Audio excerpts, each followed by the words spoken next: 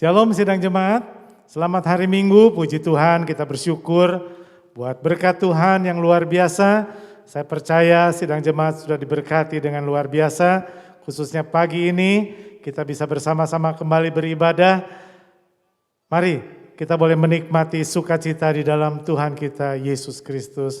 Saya undang sidang jemaat, kita bangkit berdiri bersama-sama dan kita akan masuk di dalam doa. Kami berterima kasih, bersyukur buat penyertaan Tuhan, buat berkat-berkat yang Tuhan sudah limpahkan dalam hidup kami. Terima kasih kalau pagi ini kami boleh bersama-sama ada dalam ibadah bersama, itu semua adalah berkat yang luar biasa. Biarlah Tuhan kami boleh mensyukuri buat kebaikan Tuhan, buat kasih-Mu, kami juga boleh bangga memiliki Allah seperti Engkau. Terima kasih Tuhan, pakai hamba-hamba-Mu yang ambil bagian dalam pelayanan dalam minggu ini menjadi saluran-saluran berkat-Mu.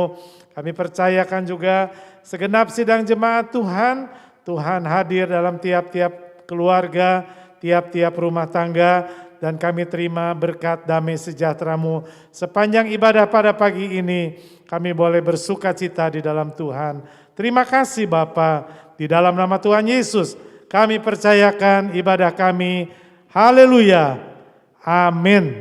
Tuhan Yesus memberkati. Mari kita siapkan hati kita untuk memuji memuliakan nama Tuhan.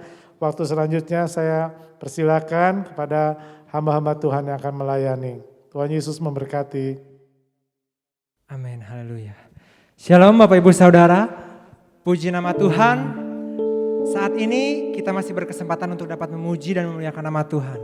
Saat ini kita masih diberi kesempatan untuk dapat menyadari dan memahami lebih lagi tentang keteladanan Kristus dalam kehidupan kita. Kita sudah tahu bahwa Yesus itu adalah teladan bagi semua orang yang ada di dunia.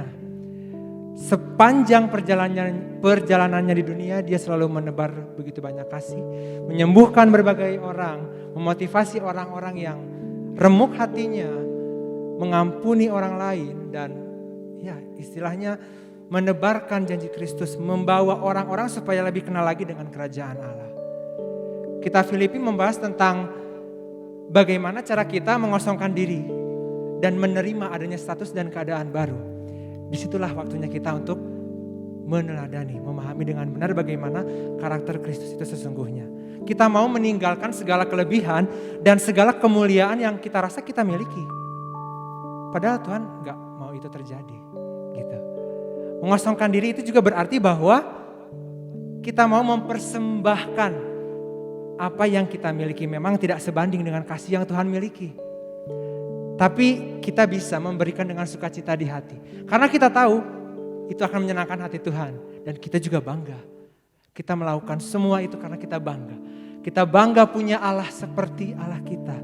Kita bangga akan pengorbanan, akan karya besar yang telah Allah lakukan bagi kita semua. Hal itu tertuang dalam lagu yang akan kita naikkan satu ini. Sungguh ku bangga Bapa. Haleluya.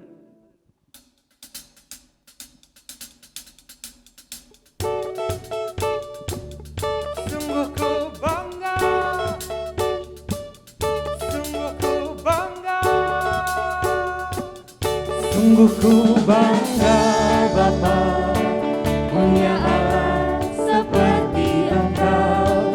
Sungguh ku bangga Yesus, atas segala pengorbananmu. Tak ingin aku hidup lepas dari kasih-Mu. Kasih-Mu menyelamatkan dan beriku pengharapan. Haleluya. Sungguh ku bangga, sungguh ku bangga, sungguh ku bangga Bapa, punya Allah seperti Engkau. Sungguh ku bangga Yesus, atas segala pengorbananmu. Tak ingin aku hidup lepas dari kasih-Mu. Kasih-Mu menyelamatkan dan beriku pengharapan.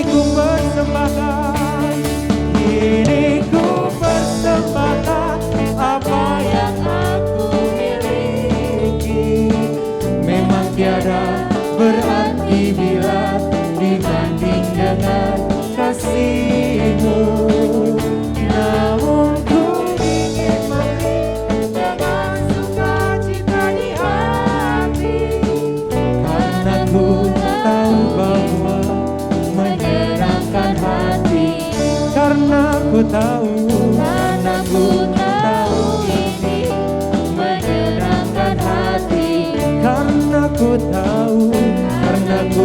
tahu ini menyenangkan hatimu.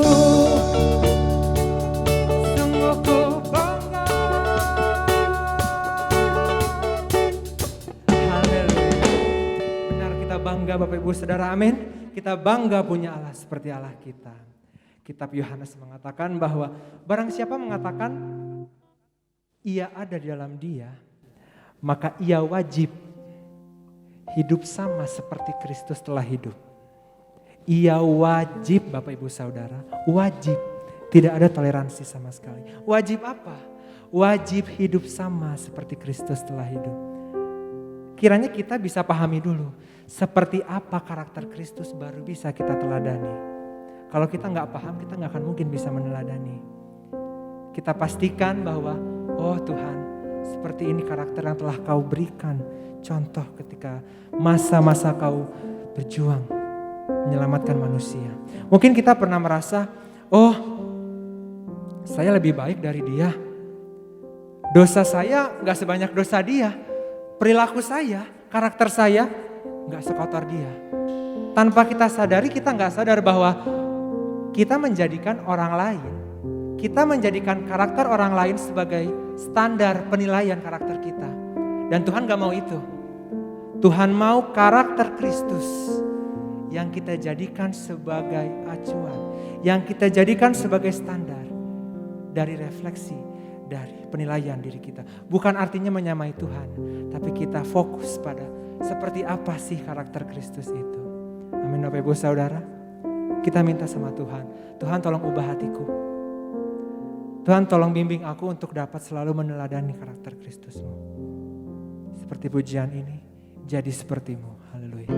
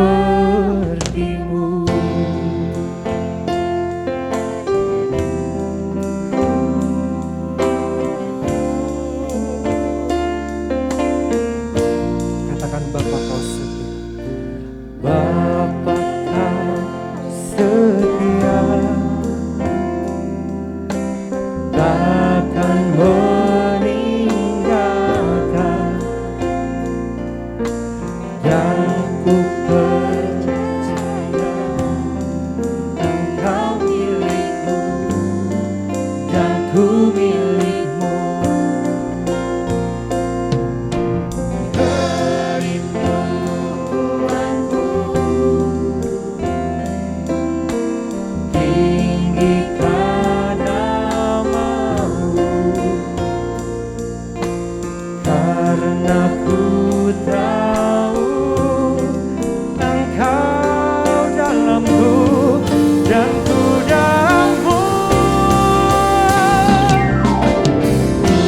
ubah hatiku seputih hatimu, setulus salibmu, kasih-Mu Tuhan. Biar mataku seperti matamu, pancarkan, haleluya, kita sembah Dia, kasih-Mu seperti-Mu. Seperti-Mu, jadi seperti-Mu, kami sembahkan, bimbinglah kami Tuhan. Menjadi seperti-Mu, menjadi seperti-Mu, menjadi seperti-Mu. Haleluya. Orang lain tidak akan mau melihat saudara. Orang lain tidak akan mau tahu seperti apa itu karakter Kristus sebelum kita mau menjadi dampak bagi orang lain. Tunjukkan dulu dampak bagi lingkungan di sekitarmu. Perlihatkan kepada mereka semua, seperti ini loh karakter Kristus. Biar bisa mereka melihat, oh benar Tuhan, aku ingin tahu seperti apa itu karakter Kristus. Haleluya. Biarlah kita selalu merindukan Yesus. Selalu rindu seperti Yesus. Kita naikkan pujian ini. Yang ku rindukan hanya Kau, Yesus. Nyatakan pribadi-Mu dalam hidupku,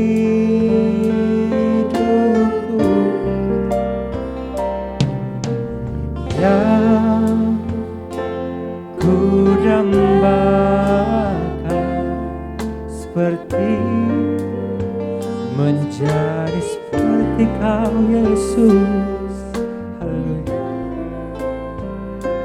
Perkataan, pikiran, perbuatan menjadi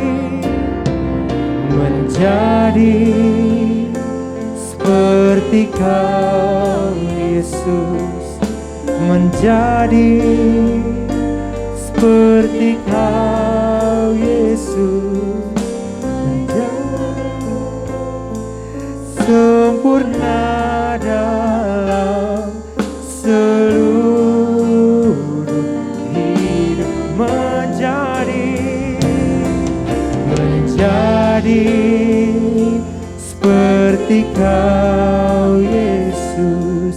Menjadi seperti Kau, Yesus. Menjadi sempurna dalam seluruh hidupku.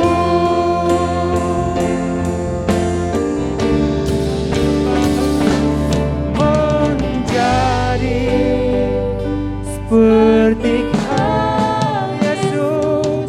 Menjadi seperti Kau, Yesus.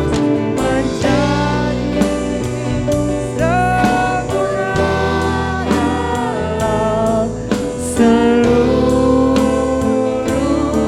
hidupku. Menjadi, Saya undang hambanya untuk maju ke depan. Yesus. Menjadi seperti Kau, Yesus. Menjadi sempurna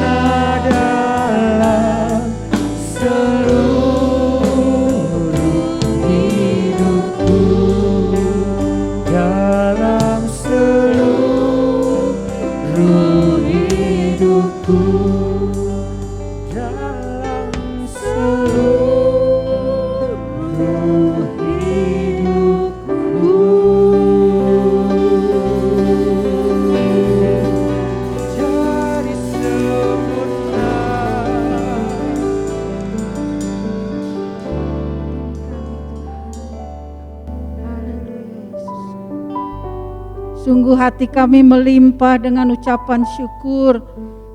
Pagi yang indah ini Tuhan, ini menjadi doa kami, menjadi sempurna sebagaimana Engkau sempurna Tuhan. Itu yang kami rindukan Tuhan. Pagi hari ini kami mau mendengarkan sabda firman-Mu. Biarlah Tuhan saja yang boleh berkata-kata lewat hamba-Mu ini. Segala isi hati-Mu Tuhan curahkan di tengah-tengah jemaat-Mu Tuhan yang akan ikut ambil bagian dalam firman Tuhan ini Tuhan. Biar Roh Kudus-Mu saja yang mengajari kami, bahkan menggerakkan kehidupan rohani kami untuk kami jadi pelaku-pelaku firman-Mu Tuhan. Terima kasih Tuhan, kami tolak, kami patahkan segala kuasa lain yang bukan berasal daripada-Mu, yang mengambil konsentrasi kami, yang membuat kami tidak fokus di dalam pemberitaan firman Tuhan ini.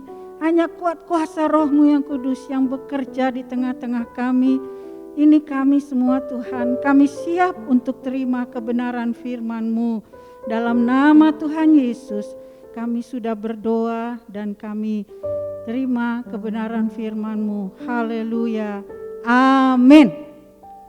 Shalom Bapak Ibu yang ada di rumah, saudara semua yang ada di rumah. Puji Tuhan kalau minggu ini kembali kita dapat beribadah bersama-sama. Ya, kita sudah dibawa dalam pujian yang begitu indah. Biarlah kita juga boleh mempersiapkan hati kita untuk kebenaran firman Tuhan. Pagi hari ini saya memberi judul firman Tuhan yaitu menghidupi karakter Kristus. Menghidupinya dalam kehidupan kita pribadi lepas pribadi.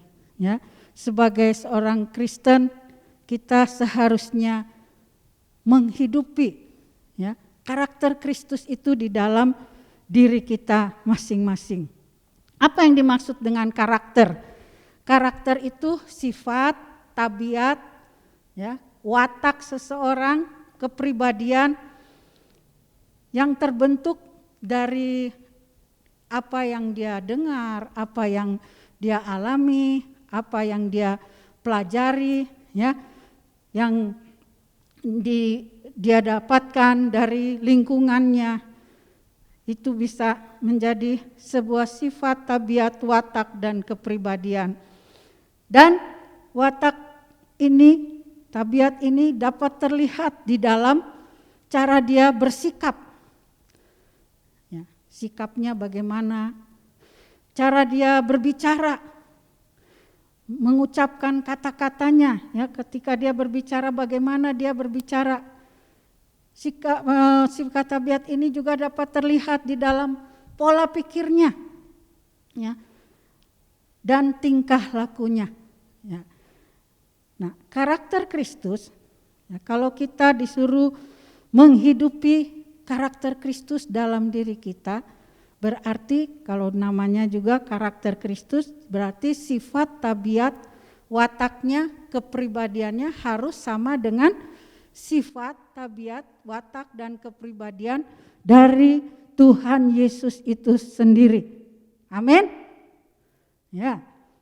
Nah, pertanyaannya, ya, mengapa orang percaya perlu memiliki karakter Kristus? Mengapa orang percaya, orang Kristen perlu memiliki karakter Kristus? Yang pertama, jawabannya adalah karena itu sebuah perintah, ya, dari Tuhan Yesus. Kita buka sama-sama dalam Yohanes pasal 13, Yohanes pasal 13 ayat yang ke-15. Ya, Yohanes pasal 13 ayat 15, kita baca. Sebab aku telah memberikan suatu teladan kepada kamu. Ya, Tuhan Yesus memberikan suatu teladan kepada kita. Ya, supaya kamu juga berbuat sama seperti yang telah kuperbuat kepadamu. Apa? Ya, jadi Tuhan Yesus selama ia ada di dalam dunia ini, dia sudah memberikan contoh, teladan. Dan Tuhan Yesus ingin agar murid-muridnya juga berbuat sama. Ya, garis bawahi, sama seperti yang telah Tuhan Yesus perbuat. Jadi kalau Tuhan Yesus mengasihi orang-orang yang berdosa, memberi mereka kesempatan untuk bertobat, kita pun sebagai anak-anaknya melakukan hal yang demikian. Nah, di dalam Yohanes 13 ini diceritakan Tuhan Yesus membasuh kaki murid-muridnya. Apa yang sedang dia teladankan kepada murid-muridnya? Yaitu tentang kerendahan hati. Seorang Tuhan Yesus mau memegang kaki murid-muridnya, membasuh kaki murid-murid yang mungkin dari jalan, dari mana-mana, tapi dia rela melakukannya. Dia sedang mengajarkan kerendahan hati, melayani satu dengan yang lain. Itu juga yang dia perintahkan. Hendaklah kamu juga saling membasuh kaki, ya, dari sesama, saling melayani, saling rendah hati satu dengan yang lain. Jadi ini satu perintah, ya, yang Tuhan Yesus ingin. Kan dikatakan di dalam ayat sebelumnya, ayat 14, kalau tadi ayat 15, murid-muridnya mengenal dia sebagai guru. Kata guru itu digugu dan ditiru. Jadi kalau kita mengatakan, Tuhan Yesus engkau guru agung kami, berarti kita sebagai muridnya, pengikutnya, kita mau meniru apa yang dilakukan dan mengerjakan apa yang diajarkan oleh Sang Guru Agung. Amin. Puji Tuhan. Yang kedua, kenapa kita perlu memiliki karakter Kristus? Supaya dunia tahu, ya, bahwa saudara dan saya, Bapak, Ibu, saudara sekalian adalah murid-murid dari Tuhan kita Yesus Kristus. Amin. Ya. Di dalam Yohanes 13 ayat 34 dan 35. Di sana diberitakan demikian. Yohanes 13 34 ayat 34 dan 35. Aku memberikan perintah baru kepada kamu, yaitu supaya kamu saling mengasihi. Dengan demikian semua orang akan apa? Akan tahu, ya, akan kenal bahwa kamu adalah murid-muridku, yaitu jikalau kamu saling mengasihi. Bagaimana orang bisa tahu saudara adalah pengikut Tuhan Yesus? Yaitu dari karakter kita, dari tingkah laku kita, dari perkataan kita, dari apa yang kita lakukan. Nah, tingkah laku kita yang seperti apa? Tentunya seperti yang Tuhan Yesus mau. Ya, Tuhan Yesus tekankan di sini, hendaknya kita saling mengasihi. Ya, salah satu ciri khas orang percaya adalah kasih. Ya, mengasihi. Sama seperti Tuhan Yesus mengasihi. Bukan sama seperti kita mengasihi, tetapi sama seperti bagaimana Tuhan Yesus mengasihi. Ya, itu yang Tuhan mau. Kalau kita murid Tuhan Yesus, maka kita mau menjadi murid yang setia, ya, mengikuti apa yang diajarkan oleh gurunya. Yang ketiga, mengapa orang percaya perlu memiliki karakter Kristus?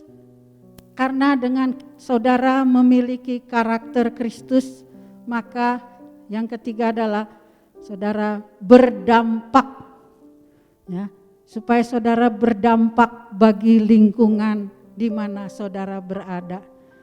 Ya. Berdampak di tengah-tengah keluarga, berdampak di tengah-tengah sekolah, di mana saudara berada di tengah-tengah pekerjaan, saudara bekerja di tengah-tengah usaha yang saudara lakukan dengan relasi-relasi dagang saudara, relasi-relasi usaha saudara, saudara berdampak, tentunya dampak yang positif ya, bukan yang negatif ya. Itu yang Tuhan Yesus mau. Di dalam Matius 5 ayat 13 dan 14, Matius pasal 5 ayat 13 dan 14, di sana dikatakan, kamu adalah garam dunia. Jika garam itu menjadi tawar, dengan apakah ia diasinkan? Tidak ada lagi gunanya adalah selain dibuang dan diinjak orang. Ayat 14, kamu adalah terang dunia. Kota yang terletak di atas gunung tidak mungkin tersembunyi. Ya, jadi ayat 13 dan 14. Ya, di dalam Matius 13 dan 14 ini dikatakan orang percaya itu ibaratnya seperti garam dan terang. Ya, kalau kita masak tentu kita perlu garam. Gunanya untuk membuat masakan yang kita masak itu menjadi lebih enak rasanya. Ya, tentunya hanya dengan sedikit garam saja, enggak langsung satu toples itu ya. Perlu cuman sedikit garam, tapi itu berdampak bagi makanan itu menjadi enak, menjadi awet, bisa menjadi awet ya. Luar biasa. Ya. Mungkin kita dibilang orang Kristen itu cuma minoritas. Mungkin di tempat kerjaan saudara minoritas. Satu-satunya mungkin orang Kristen, di tempat kuliah saudara cuma berapa gelintir orang Kristen. Tapi saudara harus jadi garam dimanapun saudara berada. Ya, di lingkungan memberi dampak yang positif. Orang bisa tahu, oh pantas aja dia teh orangnya sabar, dah orang Kristen. Ya. Pantas aja orangnya punya belas kasihan karena dia orang Kristen. Nah, itu bagus dampaknya ya. Saudara menjadi dampak, menjadi berguna di tengah-tengah lingkungan di mana saudara berada. Menjadi terang. Saudara, sebatang lilin itu kalau ini semua gelap, saudara nyalakan sebatang lilin saja, maka kegelapan itu menjadi lenyap. Ya, kita dapat melihat terang. Misalnya saya berdiri di tengah, semua ini gelap, saya bawa lilin. Orang yang ada di dalam kegelapan itu di samping-samping ini, dia dapat melihat saudara ya, dia dapat melihat saudara. Karena saudara punya terang Kristus. Ya. Dimanapun kita ditempatkan, biarlah kita membawa terang Kristus. Ya. Jangan menjadi pudar nyala api kekristenan kita di tengah-tengah dunia yang gelap ini. Tetaplah punya identitas sebagai pengikut Yesus. Dan kita boleh berani katakan tidak terhadap yang namanya dosa, ya, terhadap yang namanya penipuan atau apapun yang tidak berkenan di hadapan Tuhan. Dimanapun saudara membawa damai di tengah-tengah permusuhan, amin. Bukan jadi kompor katanya, ya, jadi bensin, tapi membawa damai. Saudara bisa membawa damai di tengah, membawa keceriaan di tengah kesedihan. Yang saudara membawa kasih yang tulus di tengah kebencian, membawa pengharapan di tengah keputusasaan. Saudara membawa pengampunan di tengah-tengah dendam kesumat. Ya, hati-hati ya dengan dendam kesumat bisa membawa seorang anak kecil mati tanpa tahu salahnya karena makan sate yang dibumbui dendam kesumat dengan racun. Ya, jadi saudara harus membawa perdamaian, ya, membawa orang yang di dalam kegelapan kepada terangnya Tuhan Yesus. Harus berdampak. Ya, kenapa kita harus memiliki karakter Kristus supaya jadi terang, jadi garam, ya, bisa membuat perubahan di mana saudara ditempatkan, berdampak. Ya, yang keempat, mengapa saudara harus memiliki karakter Kristus? Supaya menjadikan kita saksi Kristus yang efektif. Ya, ketika saudara bersaksi, orang mau mendengarkan kesaksian saudara karena dia sudah lihat, sudah merasakan kasih yang saudara berikan di dalam kehidupannya. Karena dia lihat contoh teladan, dengan mudah dia mau mendengarkan kesaksian saudara. Ya, karena dikatakan teladan hidup itu jauh lebih efektif daripada hanya sekedar omong saja. Ya, teladan hidup, ya, mungkin sebagai seorang orang tua, sebagai bapak, sebagai ibu, ya, supaya anak-anaknya itu mau nurut, ya, daripada kita ngomel-ngomel, berikan teladan hidup kepada anak-anak kita, ya, maka itu dengan mudah membawa mereka kepada Tuhan Yesus. Ya, itu 4 hal. Bagaimana? Sekarang pertanyaan, bagaimana agar saudara memiliki karakter Kristus itu? Kalau tadi mengapa kita perlu punya karakter Kristus? Sekarang bagaimana supaya saya memiliki karakter Kristus di dalam diri saya? Nomor 1 adalah lahir baru. Kenapa? Karena kita terlahir jadi orang yang berdosa. Kita harus lahir baru supaya ada karakter yang baru, yang dikuduskan oleh Tuhan. Lahir baru mempersembahkan hidup kita sepenuhnya kepada Tuhan Yesus. Ya, bertobat, minta ampun, menerima Dia sebagai Tuhan dan Juru Selamat kita. Ya, pada saat itu firman Tuhan mengatakan kita adalah ciptaan yang baru. Ya, yang lama sudah berlalu, yang baru itu sudah datang. Ya, kita menjadi anak-anak Allah. Berarti ada sifat tabiat Allah di dalam diri kita. Satu sifat yang benih itu mulai timbul. Nanti dihidupi seterusnya setelah kita lahir baru.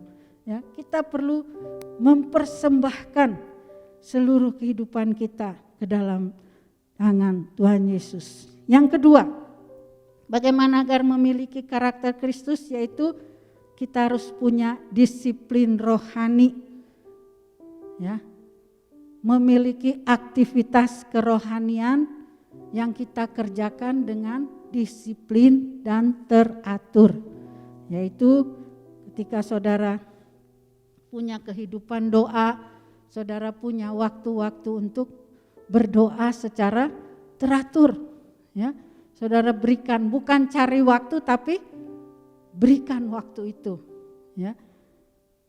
Kalau perlu tetapkan untuk saya setiap hari apa atau jam berapa saya akan berdoa kepada Tuhan, membawa hidup saya kepada Tuhan. Begitu pula dengan saat teduh kita, membaca firman Tuhan, merenungkan firman Tuhan.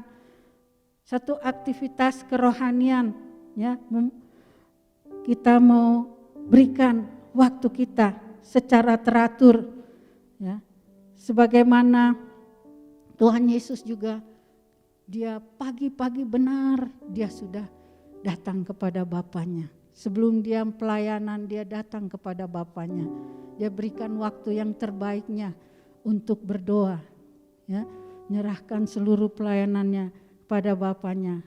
Setelah pelayanan tengah malam dia datang lagi kepada Bapanya.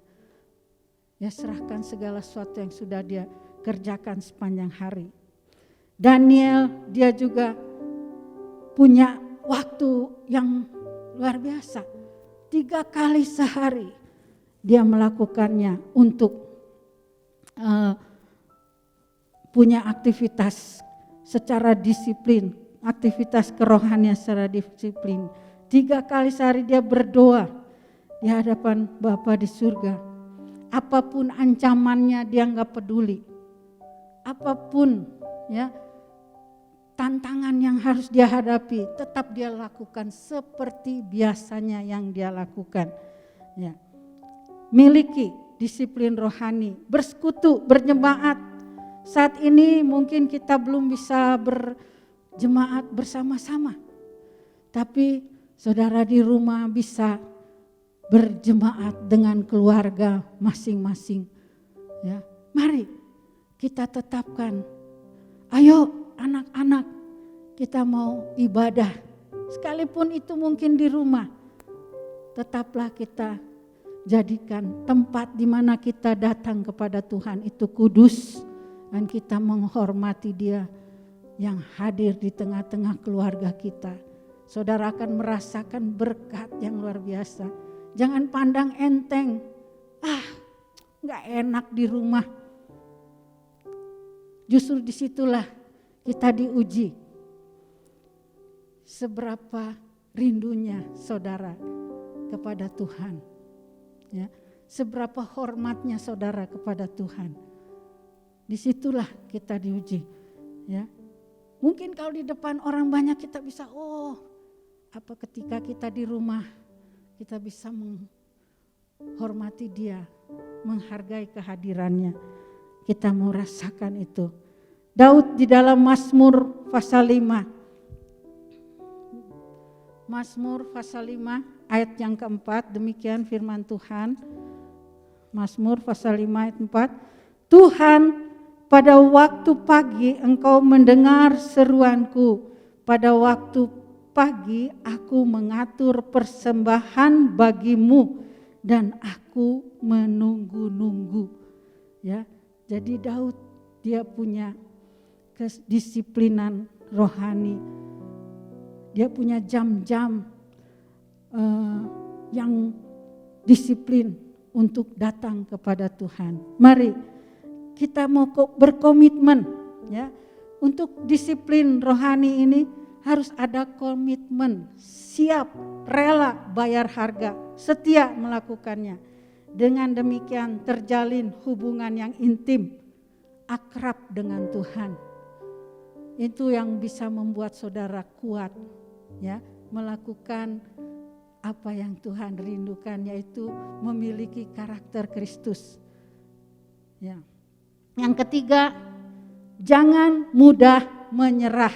Waktu kita bertekad, saya mau seperti Yesus. Saya mau melakukan apa yang Tuhan Yesus lakukan. Ya. Jangan menyerah, karena apa? Itu hidup ini enggak mulus. Enggak selalu mulus katanya ya. Enggak, saudara bukan Superman. Ya, ada aja tantangannya. Kadang berliku-liku, kadang kuat. Ya, ada kalanya saudara lelah. Itu kalau saudara mengandalkan kekuatan saudara sendiri. Ya, tetapi ketika kita lemah, ketika kita rasa capek, andalkan Tuhan, datang kepada Tuhan lebih dekat lagi. Nah, dikatakan bukan kuat, bukan gagah, tapi oleh rohmu kata Tuhan, oleh rohku kata Tuhan ya. Tuhan mau kita mengandalkan Dia saja. Yakobus 1, Yakobus pasal 1. Yakobus pasal 1 ayat 2 sampai 4 dan ayat 12. Demikian firman Tuhan. Yakobus 1 ayat 2 sampai 4. Saudara-saudaraku, anggaplah sebagai suatu kebahagiaan apabila kamu jatuh ke dalam berbagai-bagai pencobaan, sebab kamu tahu bahwa ujian terhadap imanmu itu menghasilkan ketekunan, dan biarkanlah ketekunan itu memperoleh buah yang matang, ya, menjadi matang, menjadi dewasa rohani, supaya kamu menjadi sempurna dan utuh dan tak berkekurangan suatu apapun. Ya. Ayat 2 sampai 4, ayat 12. Berbahagialah orang yang bertahan dalam apa? Pencobaan, sebab apabila ia sudah tahan uji, ia akan menerima apa? Mahkota kehidupan yang dijanjikan Allah kepada barang siapa yang mengasihi Dia. Ada mahkota tersedia bagi kita yang setia melakukan seperti apa yang Tuhan Yesus mau. Kalau jatuh, cepatlah berdiri, ya. Jangan tinggal dalam kejatuhan, ya.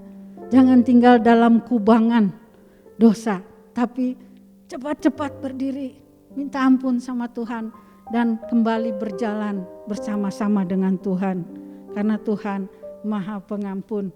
Kalau ada rintangan, ancaman, minta kekuatan Tuhan, kuasa Roh Kudus yang akan memberikan kemampuan buat saudara dan saya untuk berjalan sebagaimana yang Tuhan Yesus mau, ya, melakukan apa yang Tuhan Yesus mau. Ayat yang terakhir kita mau bangkit berdiri bersama-sama, Roma 8. Ini satu Roma 8. Nanti Arli Grace ya. Roma 8 ayat 26.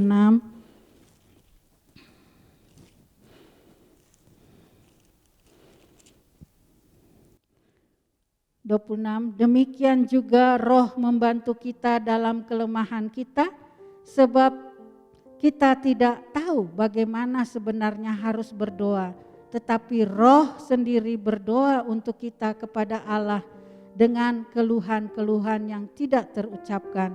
Dan Allah yang menyelidiki hati nurani mengetahui maksud Roh itu, yaitu bahwa Ia sesuai dengan kehendak Allah berdoa untuk orang-orang kudus. Kita tahu sekarang bahwa Allah turut bekerja dalam segala sesuatu untuk mendatangkan kebaikan bagi mereka yang mengasihi Dia, yaitu bagi mereka yang terpanggil sesuai dengan rencana Allah. Ingat, ada Roh Kudus yang memberikan kekuatan kepada kita. Dia sudah naik ke surga dan Dia berjanji akan mengirimkan kuat kuasa Roh Kudusnya bagi saudara dan saya, supaya kita mampu menjadi pelaku-pelaku firman, memiliki karakter Kristus. Kita nyanyikan pujian ini bersama di hadapan Tuhan, menjadi seperti Kau Yesus. Amin. Jadi seperti Kau Yesus, menjadi seperti Kau Yesus, menjadi sempurna dalam seluruh hidupku, menjadi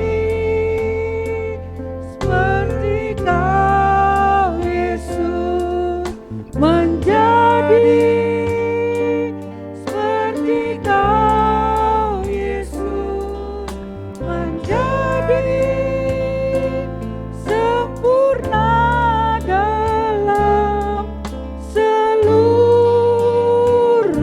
hidupku. Terima kasih Tuhan. Haleluya.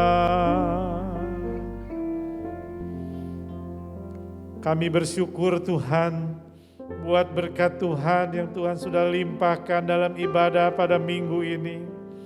Biarlah Tuhan kami boleh meneladani karakter-Mu Tuhan. Terima kasih Bapa buat contoh-contoh, teladan-teladan yang Tuhan sudah nyatakan melalui firman-Mu Tuhan. Terima kasih Bapa, biarlah Tuhan sebagai anak-anak-Mu kami mau meneladani karakter Kristus. Terima kasih, berkati hamba-hamba-Mu yang sudah melayani dalam ibadah pada minggu ini. Pakai terus lebih hari lebih heran bagi kemuliaan nama Tuhan. Berkati juga segenap sidang jemaat-Mu Tuhan. Biarlah berkat Tuhan yang sudah kami terima dalam ibadah pada minggu ini benar-benar kami boleh aplikasikan dalam hidup kami sehari lewat sehari. Di dalam kami berumah tangga, di dalam kami berusaha, di dalam kami bekerja, apapun aktivitas kami Tuhan, biar Engkau yang nampak melalui hidup kami. Nama Tuhan dipuji dimuliakan. Terima kasih Bapa, berkati segenap sidang jemaat-Mu yang dengan setia menopang pekerjaan Tuhan di Gereja Rehoboth Shalom dengan doa-doa mereka, dengan dana-dana yang sudah mereka salurkan untuk pekerjaan Tuhan. Tuhan balaskan dengan melipat kali ganda. Berkati dengan kesehatan yang daripada-Mu. Berkati Tuhan anak-anak jemaat-Mu Tuhan. Peliharakan mereka, jaga lindungi mereka Bapa. Terima kasih Tuhan. Kami bersyukur buat berkat Tuhan yang sudah kami terima dalam ibadah pada minggu ini. Sebentar kami akan mengakhiri ibadah kami. Namun kami percaya, hamba percaya berkat Tuhan tinggal dalam keluarga kami Tuhan. Di dalam nama Tuhan Yesus kami berdoa, kami mengucap syukur. Sekarang sidang jemaatku yang kekasih, terimalah berkat yang berasal dari Tuhan kita Yesus Kristus. Kiranya kasih Allah Bapa di surga dan persekutuan Roh Kudus beserta dengan kita mulai saat ini sampai Maranatha, Tuhan Yesus datang kedua kali. Bapa, terima kasih. Bapa, terima kasih. Bapa di dalam surga, ku berterima kasih.